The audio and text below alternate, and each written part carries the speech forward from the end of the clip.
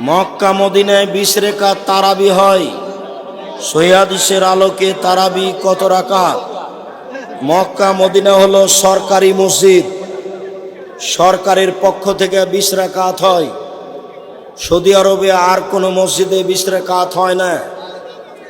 তারাবির সালাত 8 রাকাত। 20 রাকাতের হাদিস জাল।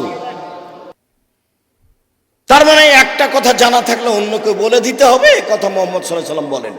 2, ও হাদিসুন বানি ইসরাইল ওয়ালা হারাজ, বানি ইসরাইলের কাহিনী বলো কোনো দোষ নেই, মানে সত্য কাহিনী। সত্য কাহিনী কি?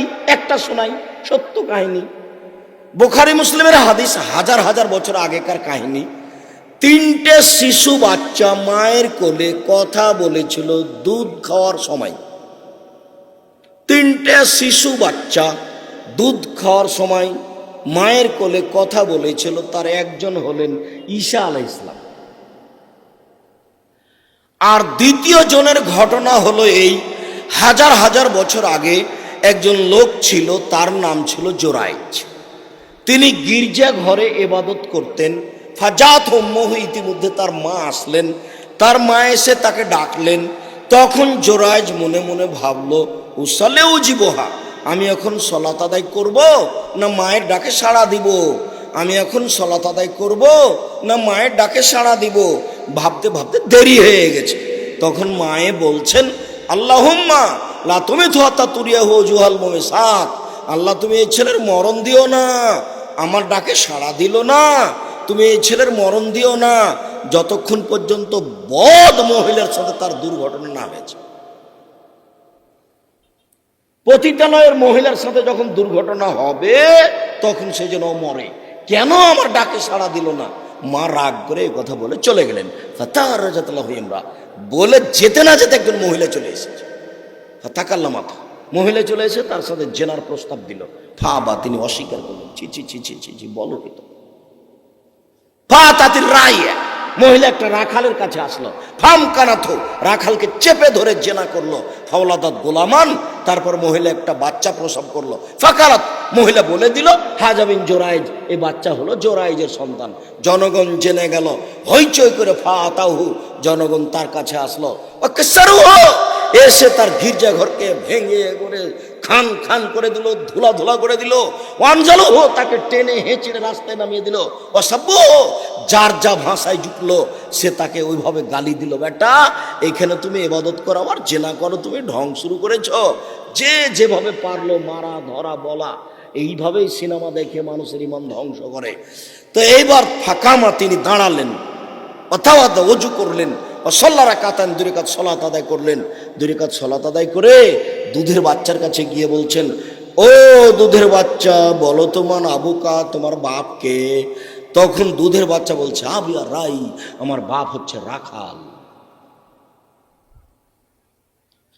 জনগণ বলল, নাবনি সামাতাকা বিজাহাবে, জোরাইজ তোমার গির্জা ঘর স্বর্ণ দিয়ে বানিয়ে দিব। জোরাইজ বললেন, লা ইল্লা বিত্তিন, না, আমার গির্জা ঘর স্বর্ণ দিয়ে বানাতে হবে না, মাটি দিয়ে বানাতে হবে। যাহাই ছিল তাহাই করিতে হইবে। হাদিস বুখারী মুসলিম আপনাকে বুঝাতে পারিনি। মা বদদুয়া করে চলে গেছেন, তার এই ফলাফল। হাদিসের সাথে অনেক ইতিহাস জড়িয়ে আছে। তার একটা হলো, কেউ যদি বিপদে পড়ে 2 রাকাত সালাত আদায় করে যদি আল্লাহকে বলে যে তুমি আমাকে বিপদ থেকে বাঁচাও, তাহলে আল্লাহ তাকে বাঁচিয়ে দিবেন। তার ঘটনা হলো এইটা। কেউ যদি বিপদে পড়ে তো 2 রাকাত সালাত আদায় করে আল্লাহকে বলবে, আল্লাহ তুমি আমাকে বাঁচাও, তাহলে আল্লাহ তাকে বাঁচিয়ে দিবেন। তার প্রমাণ হলো ইব্রাহিম আলাইহিস সালামের স্ত্রী হাজেরা, সারা। সেই কথা তো আপনাকে এখন বলে আমি আমার সময় এখানে শেষ করতে পারি না। আমি তো আপনার সাথে কথা বলেছি নেশাদার দ্রব্য সম্পর্কে, খুব সাবধান। 2 জন মানুষ যত দাঁড়িয়ে এক জায়গাতে কথা না বলে, যদি আপনার আমার কথা রক্ষা করা সম্ভব না হয়, তাহলে দ্রুত এলাকা থেকে চলে যাবেন। যতক্ষণ পর্যন্ত আমার পাশে সাথে আছেন ততক্ষণ পর্যন্ত নিজ স্বাধীনতা ত্যাগ করে থাকবেন। যেহেতু আপনি এসেছেন এই জন্য আর আমি এসেছি এই জন্য, 2 জনের উদ্দেশ্য একই, এই সময় অন্য কোনো কাজ ভিতরে নিয়ে আসবেন না। এক পায়ে দাঁড়িয়ে থাকবেন, আপনি বসতে জায়গা পান আর না পান। আরো এখানে জরুরি কথা, জীবনে কোনোদিন ছেলে মেয়ের জন্য বদদোয়া করবেন না। ছেলে মেয়ে যদি মারে তাহলে তাড়াহুড়া করে অজু করে ঘরের ভিতরে ঢুকে বলবেন, আল্লাহ আমি তো এমন ছেলে চাইনি, ছেলে তুমি আমাকে ফিরিয়ে দাও। ছেলে যেন আমার কাছে ক্ষমা চেয়ে বলে, আব্বু আমার ভুল হয়েছে, আম্মু আমার ভুল হয়েছে, আপনাকে আমার কোনোদিন এভাবে কথা বলবো না, তুমি আমাকে ছেলে ফিরিয়ে দাও। এ বলে আপনি আল্লাহর কাছে কান্নাকাটি করেন। আপনি কেন বলতে গেলেন তোকে ত্যায্য পুত্র করলাম, তোকে ত্যায্য পুত্র করলাম, তোকে এই করলাম সেই করলাম। মরা পর্যন্ত যদি খালি ত্যায্য পুত্র বলেন তো কিছুই লাভ নাই, মরলে জমি নিয়ে নেবে, তো জমি ভাগ করে নেবে। ত্যায্য পুত্র কথার কোনো দাম নেই। ছেলে মেয়ের জন্য কোনোদিন ভুলেও বদদোয়া করবেন না, বদদোয়া করলেই তার ধ্বংস নেমে আসবে। হাজার হাজার বছর আগেকার কাহিনী, এই যে বনী ইসরায়েলের কাহিনী। তিন ওমান কাযাবা আলাইয়া মুতাআম্মিদান ফালিয়াতাবাউ মাকআদাহু মিনান নার। কোন হুজুর যদি কোনো কথা আমার নামে বলে, সেই কথা যদি আমার না হয় তাহলে তার থাকার জায়গা জাহান্নাম। এখন অজু করার সময় যদি বলে যে কাঁধ মাসা করতে হবে, কাঁধ মাসা যদি হাদিস দ্বারা প্রমাণ না হয় তাহলে যিনি বলছেন তার জন্য থাকার জায়গা জাহান্নাম। আল্লাহুম্মা সাল্লি আলা সাইয়্যিদিনা মাওলানা নবিয়ানা মুহাম্মদ। এই দুরূদ আপনি পড়েন। আমি আব্দুর রাজ্জাক আপনার দুরূদ বন্ধ করতে আসিনি, কোথাও যায় না। এই গত সফরে ছিলাম চট্টগ্রাম রাঙ্গামাটি, গত সফরে ছিলাম বরিশাল পটুয়াখালী, বরিশাল বরগুনা, যার কারণে এই কথাগুলি আসছিল বেশি, যে আমি আপনার দুরূদ বন্ধ করতে আসিনি। আমি বলছি যদি এই দুরূদ প্রমাণ না করা যায় তাহলে হুজুর জাহান্নামে যাবে। এর প্রমাণে হাদিস বুখারী মুসলিম। জুব্বা যত বড় হোক, পাগড়ি যত বড় হোক, আলখাল্লা যত বড় হোক, পৃথিবীর কোন শক্তি তাকে ঠেকাতে পারবে না। তার তাহাজ্জুদ, তার হজ, তার জীবিকা, তার জিকির আজকার কোনো কিছু তাকে ঠেকাতে পারবে না। ও জাহান্নামে যাবেই। এ কথা মুহাম্মদ সাল্লাল্লাহু আলাইহি ওয়াসাল্লাম বলেন, হাদিস বুখারী মুসলিম। আমি একজন অনুবাদক। মুহাম্মদ সাল্লাল্লাহু আলাইহি ওয়াসাল্লাম এই কথা আজ থেকে নিয়ে 1450 বছর পূর্বে বলেছেন। এইভাবে হাদিস গ্রন্থে পড়ে আছে। এদেশে একটা বই পাওয়া যায়, উপদেশ। ওই বইয়ের আলোচনাতে হাদিস দেওয়া আছে আলেমদের অবস্থা। এখন উপদেশ বই যদি আপনি আমাকে বলেন যে আপনি লিখেছেন, আপনি পড়েন, তাহলে তো একটা বেকায়দা হয়ে যাবে। মাসিক আল ইতেসাম পত্রিকার জন্য কত আমার শ্রম আছে, কত পরিশ্রম। মাসিক আল ইতেসামের জন্য 10 জন মুফতি আছে, মাসিক আল ইতেসামের জন্য 10 জন গবেষক আছে, মাসিক আল ইতেসাম পত্রিকার জন্য 14 জন কর্মচারী আছে, মাসিক আল ইতেসামের জন্য একটা প্রেস মেশিন আছে, মাসিক আল ইতেসামের জন্য একটা কাটিং মেশিন আছে। কত খরচ প্রতি মাসে। আমি 10 জন মুফতি নিয়ে বৈঠক করি। 50টা প্রশ্ন আগে বৈঠকে পাস হতে হবে, তারপরে পত্রিকাতে আসবে, ছাপবে। এত পরিশ্রম করে আমি কাজটা করলাম, আর আপনার কাছে 20 টাকা 25 টাকা ভারী হয়ে গেল। আমি জাতির কাছে বলে যাচ্ছি, জাতির জন্য বলে গেলাম, অমূল্য বলে রেখে যাচ্ছে অমূল্য সম্পদ। জামিয়া সালাফের মুখপাত্র পত্রিকা মাসিক আল ইতেসাম পত্রিকা। পৃথিবীর প্রত্যেকটা বাঙালিকে পড়তে হবে মাসিক আল ইতেসাম পত্রিকা, দিন ধর্ম সঠিকভাবে জানার জন্য। আমার কথা আমি বলে গেলাম, জাতি যদি আমানতের খেয়ানত করে এর জন্য জবাব আমাকে দিতে হবে না, জাতিকে দিতে হবে। জাতি বই পড়বে কি করলে কি হয়, কি করলে কি হয়, কি করলে ছাই হয়, কিছুই হয় না। বইয়ের নাম কি করলে কি হয়, বইয়ের নাম মুকশেদুল মুমিনিন। একটা হেডলাইন আছে যে অবিবাহিত অবস্থায় অবিবাহিত ছেলে মেয়ের পড়া নিষেধ। হেডলাইন দেখে যে দেখে সে পড়ে, যে দেখে সে। কিরে এখানে কি আছে? তাই হেডলাইনের পরে লেখক লিখছেন, ভরা পেটে স্ত্রী মিলন হলে ছেলে ভ্যাংচা হয়, সফরের পূর্বে স্ত্রী মিলন হলে ছেলে টেরা হয়, চন্দ্র সূর্য গ্রহণের সময় স্ত্রী মিলন হলে ছেলে কানা হয়। এইভাবে লিখতে লিখতে 7-8 পৃষ্ঠা লিখলেন। আল্লাহর কসম, আল্লাহে আল্লাহর কসম, আল্লাহে আল্লাহর কসম, আমি আব্দুর রাজ্জাক বিন ইউসুফ বলছি, হেডলাইনের পরে একটা কথাও সত্য নেই, সব মিথ্যা। শুধু মিথ্যা নয়, সরাসরি কোরআনের বিরোধী। কোরআন মাজিদে আল্লাহ বলছেন, নিসাউকুম হারসুল লাকুম ফাতু হারসাকুম, পৃথিবীর মানুষ তোমাদের স্ত্রী, তোমাদের জমি। আল্লাহ তাআলা বলছেন, পৃথিবীর মানুষ তোমাদের স্ত্রী, তোমাদের ক্ষেত, তোমরা তোমাদের জমিতে আসো তোমাদের ইচ্ছা মতো, সকালেই কি, বিকালেই কি, ভরা পেটেই কি, সফরের পূর্বেই কি, চন্দ্রগ্রহণ লাগলেই কি আর না লাগলে। এই কথা আল্লাহ বলছেন, আর লেখক এভাবে বলেন, সেই বই কিনা আপনি দিন কাটান। আর আমি আপনাকে কত অনুরোধ করলাম, জাতির জন্য আমি অনুরোধ জানিয়ে যাচ্ছি, আমি জাতিকে ধর্মের ব্যাপারে ফাঁকি দিইনি। জাতির যদি রাস্তাঘাট করে দিতে না পারি, জাতির যদি স্কুল কলেজ করে দিতে না পারি, জাতিকে চূড়ান্ত সঠিক ধর্ম দিতে পারবো ইনশাল্লাহ। ধর্মের ব্যাপারে জাতিকে ফাঁকি দেয় আমি পরকাল হারাতে রাজি নই। আমি মুখে কলমে মিডিয়ায় জাতির সামনে সঠিক কথা বলার চেষ্টা করছি, মিডিয়া জাতির সামনে পেশ করেছি। আপনার অনলাইন আল ইতেশাম টিভি, অনলাইন আল ইতেশাম টিভি, জামিয়া সালাফের পক্ষ থেকে আছে অনলাইন আল ইতেশাম টিভি মিডিয়া। আর এই কলম আছে মাসিক আল ইতেশাম পত্রিকা সহ আরো অনেক বই। আর আমি নিজে মুখে বলছি, জাতিকে বলার জন্য বলে যাচ্ছি, আমি জাতির ক্ষতি করছি এটা আমার মনে বলে না, আমার মনে সব সময় বলছে আমি বিভিন্নভাবে জাতিকে সঠিকভাবে দিন ধর্ম পৌঁছানোর জন্য চেষ্টা চালিয়ে যাচ্ছি। জাতি যদি মূল্যায়ন না করে, জবাব আমাকে দিতে হবে না, আপনাকে দিতে হবে।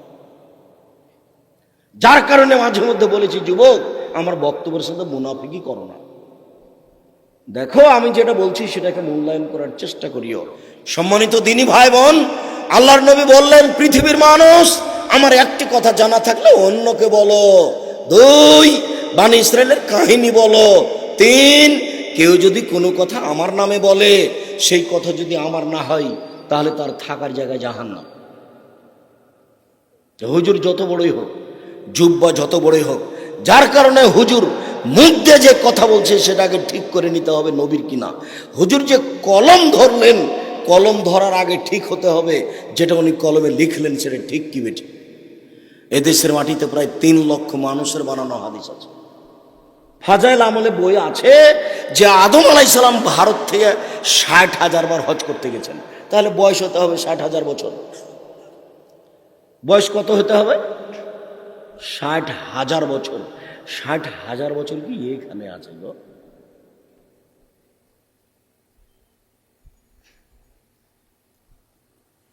সম্মানিত দিনী ভাই বোন, আমাদের বাপের একটু কথা শেষ করলাম এখানেই। হুজুর বুঝতে পারিনি হুজুরের অবস্থা কত কঠিন। হুজুর মুখে বলার আগে তার বিবেচনা করা দরকার ছিল। হুজুর বলুক, আমি বলতে নিষেধ করিনি। বালাগাল্লা বেকামালিহি কাসাফাদ্দ যাবে জামালিহি হাসানাত জামিও খেসালিহি সাল্লু আলাইহি ওয়া আলিহি। আমি বলতে নিষেধ করিনি। যদি এটা রাসূলের দুরূদ না হয় তাহলে কি হবে? মরার সাথে সাথে মুখখানা আপনি কেবলার দিকে করে দিলেন, আমি কেবলার দিকে করতে নিষেধ করিনি। কেবলার দিকে করা যদি রাসূলের পক্ষ থেকে না হয় তাহলে আপনার কি হবে? শুনুন, অজু দিয়ে গোসল দিয়ে দিতে হবে। অজু দেওয়ার পূর্বে পেট চেপে পেশাব পায়খানা বের করলেন, নখ কাটলেন, পরিষ্কার পরিচ্ছন্নতা করলেন। এই কাজ যদি নবীর না হয় তাহলে আপনার কি হবে? কে আপনাকে মাতাব্বরি করতে বলল? কে আপনাকে মাতাব্বরি করতে বলল? জনাব মুরব্বী, কে আপনাকে মাতাব্বরি করতে বলল? আমি আব্দুর রাজ্জাক বলে যাচ্ছি, কিয়ামত পর্যন্ত এর প্রমাণ হবে না। জাতি যদি কোনোদিন প্রমাণ করে দিতে পারে যে মানুষ যে মারা গেছে তার নখ কাটতে হবে তারপরে গোসল, মানুষ যে মারা গেছে তার পেট চেপে পেশাব পায়খানা বের করতে হবে তারপরে গোসল, মানুষ যে মারা গেছে তার নিচের লুম পরিষ্কার করতে হবে তারপরে গোসল, মানুষ মারা গেছে তার গোপ ছোট করতে হবে তারপরে গোসল, এটা যদি প্রমাণ হয়ে যায়, আমি আব্দুর রাজ্জাক বিন ইউসুফ জাতির সামনে কথা বলবো না, বলবো না, বলবো না। লোক মারা গেছে বিধান বন্ধ। এতদিন তোমার মা কোথায় ছিল? এই বোকা ছেলে, তোমার মা এতদিন কোথায় ছিল? তোমার মা পরিষ্কার পরিচ্ছন্নতার কাজ করতে পারেননি, তুমি কোথায় ছিলে? তোমার বউ তো করবে না, তোমার বোন তো লন্ডনে থাকে। তুমি তোমার মাকে গোসল করাবা, পেশাব করাবা, পায়খানা করাবা, কাঁধে করে তুমি হায়াতে নিয়ে যাবে, মেডিকেলে নিয়ে যাবা। একদিন তুমি ছিলে তোমার মায়ের কোলে, এখন তোমার মা তোমার কোলে। তোমার মা তোমাকে যে শিশু অবস্থায় গোসল করিয়েছে পরিষ্কার পরিচ্ছন্ন করিয়েছে, কাপড় পরিয়েছে, তোমার মাকে তুমি ওইভাবেই দেখো, এখানে শরমের কিছু নাই। একদিন তুমি ছিল তোমার মায়ের কোলে, এখন তোমার মা তোমার কোলে। 19-20 করবে না, বউয়ের পাল্লাতে পড়ে, বউয়ের পাল্লাই পড়ে, বোনের পাল্লাই পড়ে, 19-20 করবে না। জোরে হাঁটার অনুমতি নেই মায়ের সামনে, জোরে হাঁটার, জোরে কথা বলার অনুমতি নেই, একবারে টোটালে নিষেধ করা আছে, আল্লাহ না করে দিয়েছে, আল্লাহ। এবার একটু আমার দিনী বোন যারা এসেছেন, এই মেয়ে কথা বলছো কেন? শরম হয় না তোমার? মাথায় কাপড় দিয়ে আসনি, আমার ঢং ঢং করে এসেছো, মাথায় কাপড় দাওনি কেন? মাথায় কাপড় দাও, ক্লাস 10-এ পড়ো, ঢং ঢং করে বাড়াও, তোমার বাপ মা তোমাকে কিছু বলে না? জন্ম দিতে পারলে মা হওয়া যায় না, সব করাতে পারলে মা হওয়া যায় না, নীতির নাম মা। বাচ্চাকে দুধ খাওয়াতে শিখেননি, মাস্টার ডিগ্রি পাস করেছেন, কিসের আপনি মা? তোমার মায়ের কারণে তুমি মাথায় কাপড় দাওনি, মাথায় কাপড় দাও আগে, তারপরে কোনো কথা। দিনী বোন, আপনাকে কয়েকটা কথা বলছি, আপনি একটু চুপচাপ এক খেয়ালে চেয়ে থাকেন, আমার দিকে কান লাগিয়ে থাকেন, শুনুন। আপনি যদি 4টা কাজ করতে পারেন, জান্নাতের সব দরজা খোলা, যেটা ইচ্ছা সেটাতে আপনি ঢুকতে পাবেন। 4টা কাজ করবেন। 1, সলাত খামসা, 5 ওয়াক্ত সলাত আদায় করবেন, নামাজ পড়বেন। 2, সমাজ সাহারাহা, রমজান মাসে সিয়াম পালন করবেন। 3, আতাত বালাহা, স্বামীকে মেনে চলবেন। 4, আহসানাত ফারজাহা, জেনায় লিপ্ত হবেন না। 1, ওই মহিলার জন্য জান্নাতের সব দরজা খোলা, যে 5 ওয়াক্ত সালাত আদায় করলো। 2, রমজান মাসে সিয়াম পালন করলো। 3, স্বামীকে মেনে চললো, তিতা লাগলেও মিঠা লাগলেও। 4, জেনায় লিপ্ত হলো না। যদি আপনার কোনোদিন জেনা ঘটে যায়, তাহলে আপনি আজ থেকে কান্নাকাটি করেন মরা পর্যন্ত, চোখের পানি ঝরিয়ে, ইনশাআল্লাহ এই নেকি আল্লাহ, এই পাপ আল্লাহ নেকিতে পূর্ণ করে দেবেন। আপনাকে বিনয়ের সাথে কান্নাকাটি করতে হবে। জেনা ঘটে যাওয়ার জন্য আপনি কান্নাকাটি করে আল্লাহকে বলুন। আল্লাহ তাআলা ওয়াদা করেছেন মানুষের সাথে, আদমের ছেলে মেয়েকে বলেছেন, আদমের ছেলে মেয়ে শুনে রাখো, ওয়ানাহান নাফসা আনিল হাওয়া ফাইনাল জান্নাতা হিয়াল মাওয়া। আদমের ছেলে মেয়েরা যদি অশ্লীল কাজ বন্ধ করতে পারে, আমি আল্লাহ তাদেরকে জান্নাতুল মাওয়া দিয়ে দিলাম, এটা তার ওয়াদা।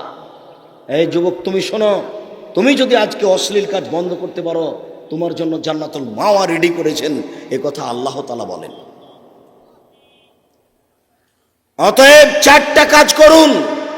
তার 3 নম্বর কাজ হচ্ছে স্বামীকে মেনেই চলেন, স্বামীর সাথে কথা বন্ধ করে দিনরাত কাটায়েন না, মাস মাস কথা বলেন না, সপ্তাহ সপ্তাহ কথা বলেন না। রান্না করার পরে ছেলে মেয়েকে দিয়ে খাওয়ার পাঠান, এই সংসার চলবে না। যদি 1 গ্লাস পানিও দেন কোনো সময়, তাহলে সামনে এভাবে ঠ্যাক্কস করে রেখে চলে যান। এই সংসার চলা ঠিক নয়, জান্নাত হবে না, শেষ পর্যন্ত জাহান্নাম হবে।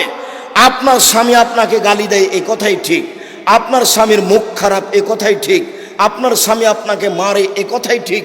আমি আব্দুর রাজ্জাক বিন ইউসুফ, আপনার দ্বীনি ভাই, আপনাকে আমি অনুরোধ জানাচ্ছি, আপনি প্রতিবাদ না করে, তার গালি শুনে, তার মার খেয়ে আপনি চুপচাপ এই সংসার করেন, আপনার জন্য ভালো হবে। শেষ পর্যন্ত যদি আপনি মনে করেন সংসার চলবে না, তাহলে আপনি খোলা তালাক করে নেন। 1 মাস পরে যে কোনো জায়গাতে বিবাহ বসতে পারবেন, কোনো সমস্যা নেই।